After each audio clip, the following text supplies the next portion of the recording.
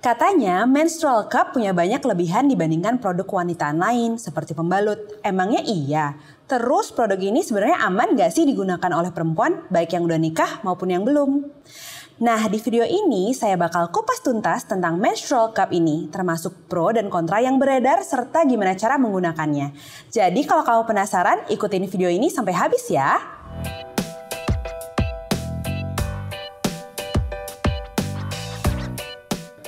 Halo, saya Dr. Renata dari Alo Dokter. Selain tampon dan pembalut, sekarang lagi ngetren nih yang namanya menstrual cup. Berbeda sama kedua produk yang saya sebutin sebelumnya, menstrual cup ini adalah jenis produk penampung darah haid yang berbentuk seperti corong elastis. Umumnya, menstrual cup ini terbuat dari bahan latex atau silikon. Kalau ditanya menstrual cup ini bagus atau enggak, sebenarnya produk ini punya kekurangan dan kelebihan tersendiri. Bagus atau enggaknya tergantung dari pribadi masing-masing, baik dari sisi kenyamanannya maupun cara pemakaiannya. Jadi sebelum menarik kesimpulan apapun tentang produk ini, simak dulu penjelasan saya soal menstrual cup ya. Tapi sebelum saya jelasin lebih lanjut, saya mau kasih info dulu nih ke kamu. Kalau kamu punya keluhan terkait menstruasi atau seputar kesehatan lainnya dan ingin berkonsultasi langsung ke dokter, kamu bisa loh memanfaatkan layanan telemedicine chat bersama dokter di aplikasi Alo Dokter. Di aplikasi ini pilihan dokternya banyak, mulai dari dokter umum, dokter spesialis, sampai psikolog juga ada. Untuk keluhan terkait menstruasi, saran saya chat aja ke dokter spesialis kebidanan dan kandungan. Pas lagi chat, kamu nggak perlu nunggu lama untuk dapat jawaban dari dokternya. Karena respon dokter Alo Dokter tuh cepat, nggak sampai 5 menit, chat kamu udah bakal dibalas dengan penjelasan yang gampang dipahami dan tentunya akurat secara medis. Kerennya lagi nih, dokternya juga bisa ngasih resep obat-obatan jika dinilai perlu. Nah, daripada jauh-jauh nebus ke apotek, mending tebus aja resepnya di Alo Shop, yaitu fitur di aplikasi Alo Dokter sebagai solusi aman dan terpercaya untuk beli kebutuhan kesehatan secara online. Membantu banget kan? Makanya tunggu apa lagi? Yuk download aplikasi Alo Dokter di Google Play maupun App Store sekarang juga. Oke, balik ke pembahasan. Sekarang saya mau jelasin dari keunggulan menstrual cup. Simak baik-baik ya. Yang pertama, menstrual cup lebih ramah lingkungan dan ramah di kantong. Kalau pembalut, sehabis dipakai kan dibuang dan menghasilin sampah ya. Nah, kalau menstrual cup itu keunggulannya bisa kamu cuci dan pakai lagi. Jadi produk ini bisa dibilang lebih ramah lingkungan, soalnya bisa dipakai untuk jangka panjang. Nah, karena bisa dipakai secara berulang, tentunya ini juga bisa menghemat pengeluaran kamu nih. Lumayan kan uangnya bisa kamu pakai buat keperluan yang lain. Yang kedua yaitu kapasitasnya besar. Pembalut sekali pakai dan tampon umumnya bisa menyerap darah haid sekitar 5-10 ml. Jadi kalau alirannya lagi deres, ini yang bisa bikin menstruasi jadi berisiko untuk bocor dan tembus ke pakaian yang kamu pakai. Sementara kalau menstrual cup ini darah haid yang ditampung bisa mencapai hingga sekitar 40 ml loh. Cukup banyak kan? Nah, besarnya kapasitas ini juga ngebantu kamu buat nggak perlu bolak-balik mengosongkan menstrual cup. Seperti pas kamu harus sering-sering ganti pembalut yang lebih cepat penuh. Yang ketiga, nggak menimbulkan bau. Tiap kali cek pembalut suka terganggu nggak sama bau amis darah? Atau pas udah di beberapa hari terakhir darah mens mulai tercium nggak sedap? Kalau iya, kamu bisa tuh pertimbangin untuk pakai menstrual cup. Soalnya gini, darah itu bisa menimbulkan bau atau papar udara, termasuk saat terserap di pembalut atau tampon. Nah, karena menstrual cup sifatnya menampung bukan menyerap, jadi darah haid nggak akan terpapar udara, sehingga nggak menimbulkan bau saat dipakai. Yang keempat, menjaga kadar pH dan bakteri baik di vagina. Perlu kamu tahu nih, saat kamu pakai pembalut atau tampon sebenarnya yang terserap bukan cuma darah haid aja loh, tapi juga sekaligus cairan di vagina. Nah, kalau terlalu kering, ini dikhawatirkan bisa mengganggu kadar pH dan bakteri baik di vaginamu. Balik lagi, karena pemakaian menstrual cup ini sifatnya menampung dan bukan menyerap, maka saat kamu pakai, cairan vaginamu nggak akan ikut terserap oleh menstrual cup. Jadi kadar pH dan bakteri baik di vagina tetap terjaga. Keunggulan yang terakhir nih, yaitu menstrual cup bisa menurunkan risiko infeksi dan iritasi di area organ intim. Buat yang suka pakai pembalut, pernah nggak sih ngalamin yang namanya ruam pembalut? Ini bisa terjadi karena saat pakai pembalut, area organ intim jadi lembab dan hangat. Sempurna banget untuk pertumbuhan bakteri. Ditambah lagi, pemakaian pembalut juga terkadang bisa menghasilkan gesekan di area selangkangan. Apalagi kalau udah mulai lembab karena keringat atau menjelang penuh pas masih harus bergerak aktif. Akhirnya bisa muncul ruam-ruam deh. Nah, kalau pakai menstrual cup, kamu bisa terhindar dari hal tersebut. Tapi ya, tetap harus disertai dengan upaya menjaga kebersihan organ intim dan menstrual cup yang baik. Kalau enggak ya, sama aja bohong. Oke, itu kan tadi keunggulannya. Sekarang saya bakal jelasin nih apa saja kekurangan dari menstrual cup. Tapi sebelumnya saya mau ingetin kamu-kamu yang lagi nonton video ini untuk subscribe ke channel YouTube Halo Dokter. Jangan lupa nyalain lambang lonceng notifikasinya supaya kamu bisa dapat update pas kita upload video informasi kesehatan terbaru di channel ini. Balik lagi ke pembahasan. Jadi kekurangan yang pertama, menstrual cup bisa menimbulkan rasa nggak nyaman.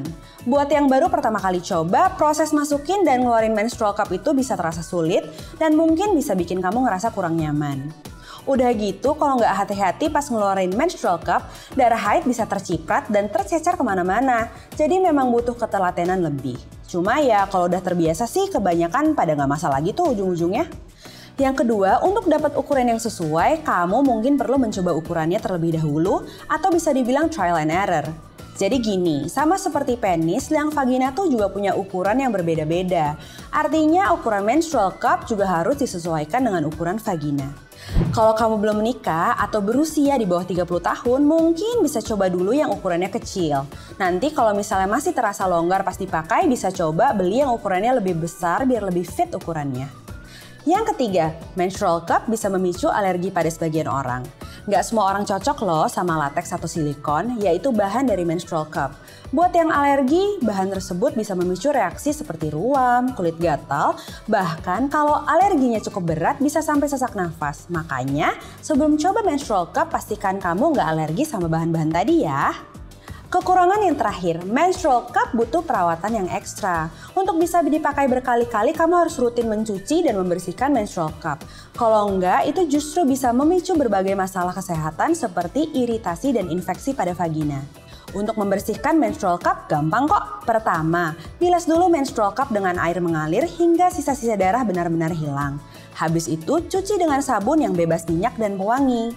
Baru deh bilas menstrual cup sampai bersih dari sabun, kemudian diamkan menstrual cup sampai kering di wadah yang kering, bersih, dan bersuhu ruangan alias adem.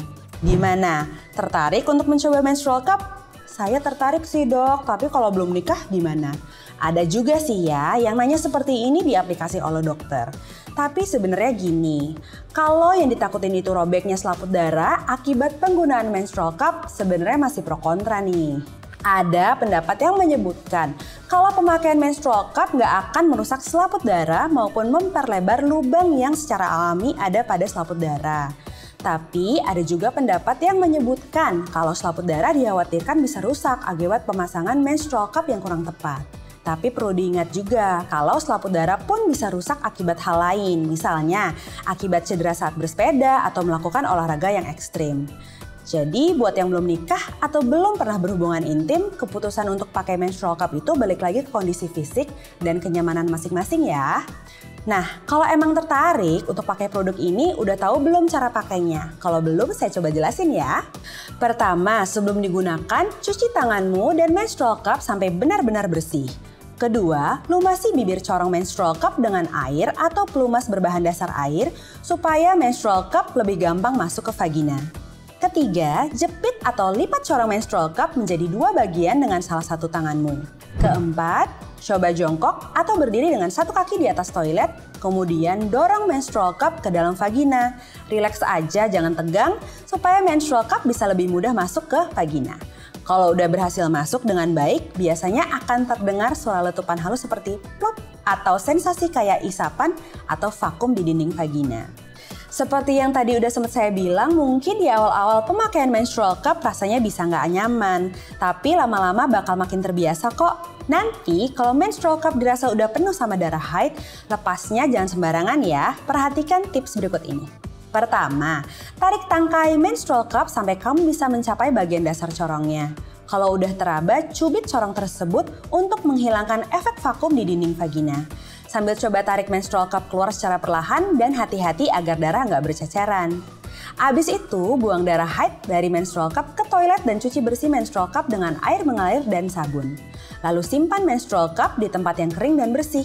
Satu lagi nih, setiap periode menstruasi selesai jangan lupa sterilkan menstrual cup dengan cara direbus di air panas sesuai instruksi pada kemasan menstrual cup supaya bebas dari kuman saat digunakan di periode menstruasi berikutnya. Nah, itu tadi informasi soal menstrual cup. Buat yang tertarik silakan coba. Atau kalau mau tanya-tanya lebih lanjut, kamu bisa juga konsultasikan pemakaian menstrual cup ini pada dokter ahli kandungan dan kebidanan, baik secara langsung maupun lewat chat bersama dokter spesialis di aplikasi Alo Dokter. Tapi buat yang masih ragu atau nggak nyaman, pakai pembalut biasa juga nggak masalah kok. Yang penting pastikan kamu selalu menjaga kebersihan organ intim dengan baik ya. Oke deh, segitu dulu penjelasan di video kali ini. Semoga bermanfaat. Kalau kamu ada topik kesehatan yang mau dibahas di YouTube Alo Dokter, tulis aja di kolom komentar ya. Terima kasih sudah menyaksikan video ini. Jangan lupa untuk like, comment, share, dan subscribe. Hidup sehat bersama Alo Dokter.